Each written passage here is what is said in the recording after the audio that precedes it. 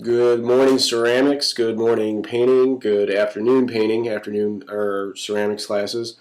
As you can see, I'm not here today.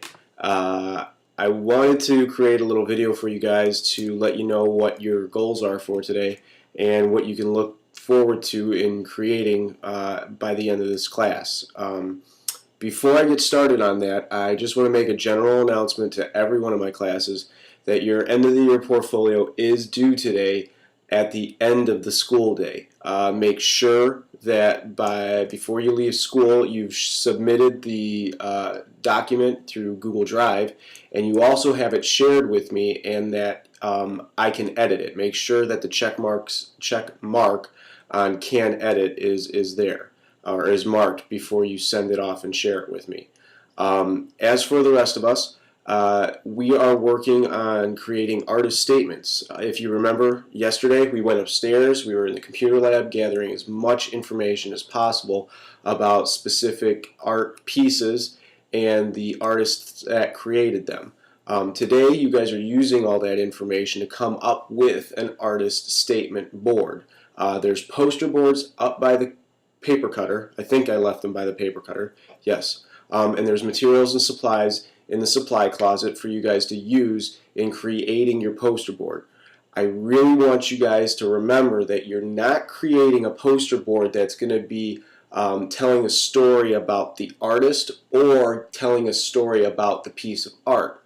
What you're doing is you're creating an artist statement. You're acting like the artist and making a statement as to why and what is the piece that you guys chose as a group. Okay? It's very important you don't get sidetracked and turn this into sort of like a book report or a painting report, or I don't know, I'm just going to stick with book report, but you get my drift, right?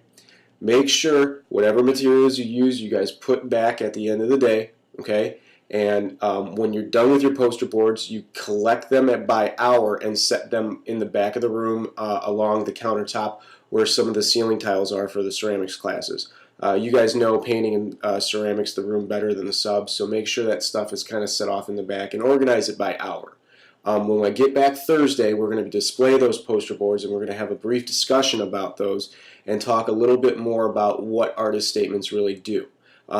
In groups, make sure that you're aware of what your artist statement is.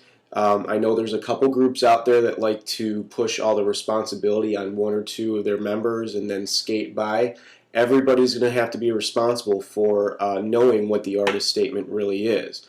So make sure you're not just creating or you're just making up information as you go. Another big sticking point that you need to have on the poster boards are all of your sources. Make sure your internet sources are on the poster board. I will not even check the poster board if those internet sources are not cited on the poster board. And remember, you can use the typed information that you got from the computer lab, or you can handwrite it out. All right? Construction papers in the back of the classroom, and you're welcome to markers, colored pencils, glue sticks, scissors, whatever you need. Just like I said earlier, as long as you put it back. Thanks, guys, and I'll see you Thursday. Good luck.